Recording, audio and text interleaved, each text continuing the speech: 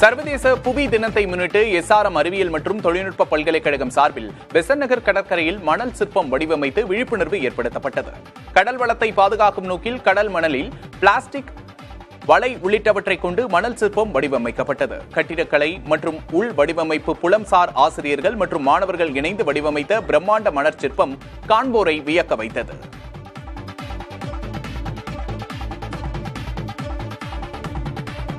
எல்லாருக்குமே போய் ரீச் ஆகுன்றதுனால தான் ஸ்கல்ப்சர் 3 டைமென்ஷனல் நாங்கள் டிசைட் பண்ணோம். அது ஏன் பீச் சூஸ் பண்ணியிருக்கோம்னா இங்கே தான் வந்து எல்லா விதமான மக்களும் வருவாங்க.